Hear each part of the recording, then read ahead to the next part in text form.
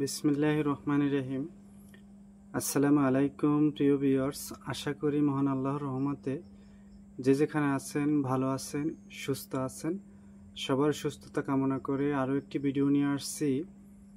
জাদু, বান, কুফরি, যে কোনো ধরনের আছর, শরীর অসুস্থ, এটা পরীক্ষা করা খুবই সহজ একটি নিয়মে পরীক্ষা করতে পারবেন। যদি তার কেউ জাদুটনা করে থাকে তার পরীক্ষা, যদি তার শরীরে কোনো কেউ বান চালিয়ে থাকে তার পরীক্ষা, তারপরে যদি তার শরীরে বাত অথবা কোনো অসুস্থতা থাকে তার পরীক্ষা খুব সহজেই করতে পারবেন ইনশাআল্লাহ। একেবারে খুব সহজে আপনি, যদি আপনার কাছে রোগীপত্র আসে তার কি সমস্যা হয়েছে তা আপনি 2-1 মিনিটের ভিতরেই বলে দিতে পারবেন একটা প্রক্রিয়ার মাধ্যমে খুব সহজে।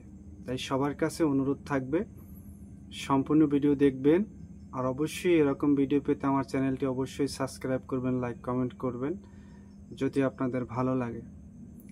আজকের এই প্রক্রিয়াটা এমন একটা প্রক্রিয়া, মনে করেন আপনি একটি রোগী আপনার কাছে আসার পরে তার কি সমস্যা, যদি আপনার দৈব ক্ষমতা না থাকে অথবা কোনো সাধনা করা না থাকে, আপনার তার সম্বন্ধে জানা খুব সহজেই আপনি তার সম্বন্ধে বলে দিতে পারবেন যে এই হয়েছে আপনার এই সমস্যা, এই সমস্যার সমাধান করার জন্য এই প্রক্রিয়া করতে হবে, এটা আপনি সহজেই বলে দিতে পারবেন। প্রথম অবস্থা, স্ক্রিনে দেখেন আমি একটা নকশা দিতেছি। এই নকশাটা আপনি একটি সাদা কাগজে লিখবেন, লাল কলম দিয়ে লিখতে পারেন, কালো কলম দিয়েও লিখতে পারেন। লিখে যে রোগীকে পরীক্ষা করবেন সেই রোগীর জিহ্বার উপরে দিবেন, দিয়ে মুখটা বন্ধ করে তাকে জিজ্ঞাসা করবেন। যদি চুলকায়, মনে করেন যে কাগজটা দেওয়ার পরে যে সাইডটা লিখবেন এই সাইডটা জিহ্বার দিকে, জিহ্বার নিচ সাইডে দিয়ে জিহ্বাটা উপরে রাখবেন, রেখে মুখটা বন্ধ করবেন। জিজ্ঞাসা করবেন, যে রোগীকে জিজ্ঞাসা করবেন যে আপনার কি কাগজটা দেওয়ার পর কি আপনার চুলকায়? যদি বলে হ্যাঁ আমার শরীরটা চুলকাইতেছে, তাহলে মনে করবেন তার রক্তে সমস্যা আছে, তার অ্যালার্জি অথবা রক্তে কোনো সমস্যা আছে। তারপরে 2 নম্বরে হলে যদি টক লাগে, যদি টক লাগে তাহলে বুঝবেন যে তার উপরই জিন পরি, দেবদানব অথবা যে কোনো দেবতার সমস্যা আছে, আসরের সমস্যা, যে জিন পরির সমস্যা, এই কারণে তার এই সমস্যা। 3 নম্বর হলো যদি ঝিনঝির করে, ঝিনঝিন করে, এটা দেওয়ার পর পুরো শরীর তার কাঁপতেছে, ঝিনঝিন করতেছে, তাহলে মনে করবেন যে তার বাতের সমস্যা, তার শরীরে বাত, যে বাত ব্যথা মানুষের হয়, বাতের বিভিন্ন রকমের বাতের ব্যথা আছে, সে বাতের সমস্যা। যদি তিতা লাগে, মনে করতেছেন তিতা লাগে, আপনি দিতেছেন, কাগজটা দেওয়ার পরে তার জিহ্বাটা টক হয়ে গেছে, তিতা হয়ে গেছে, তাহলে মনে করবেন যে তার জাদুটোনা করা আছে, তাকে বান মারা, জাদুটোনা করা, তাকে ক্ষতি করা আছে। এই 4টা নিয়মে যদি জিজ্ঞাসা করেন রোগীকে কাগজটা দেওয়ার পরে, কাগজটা লেখাটা খুবই সহজ একটা লেখা, আমি স্ক্রিনে দিয়ে দিতেছি।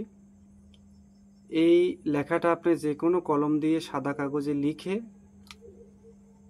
জিহ্বাটা, মনে করেন জিহ্বাটা যে সাইডটা লিখবেন সেই সাইডটা জিহ্বাটা দিয়ে দিবেন, দিয়ে মুখটা বন্ধ করে জিজ্ঞাসা করবেন। আমি নিয়মটা আবার বলে দিচ্ছি আপনাদের উপকারের স্বার্থে। মনে করেন আপনার কাছে এক রোগী আসছে, সে রোগীর কি সমস্যা আপনি কোনো রকমের মন্ত্র ছাড়াই তাকে বসিয়ে কিছুক্ষণের ভিতরে বলে দিতে পারবেন। আমি স্ক্রিনে যে নকশাটা দিয়ে দিছি সেই নকশাটা একটি সাদা কাগজে লিখবেন, কালো কলম অথবা লাল কলম দিয়ে লিখে রোগীর জিহ্বার উপরে দিবেন, দিয়ে মুখটা বন্ধ করে দিবেন।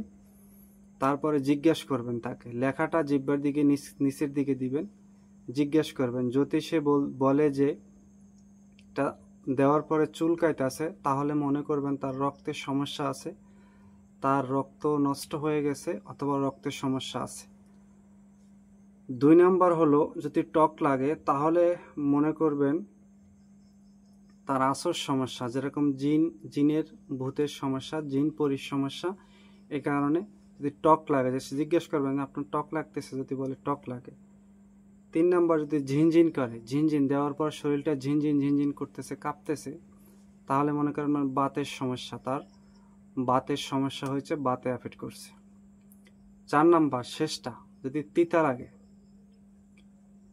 তিতা লাগে তাহলে মনে করবেন যে তার জাদুটোনা, তার উপরে জাদুটোনা করা হয়েছে, বান অথবা কুফরি কালাম করা হয়েছে, এই কারণে তার এই সমস্যাটা হয়েছে। আপনি সেই চিকিৎসাটা তাকে করবেন। এটা যে কোনো কেউ করতে পারবেন, সাধারণ মানুষও করতে পারবেন, যারা কবিরাজি করতেছেন মানুষের উপকারের স্বার্থে তারাও করতে পারবেন। আশা করি সব ক্লিয়ারভাবে বুঝতে পারছেন।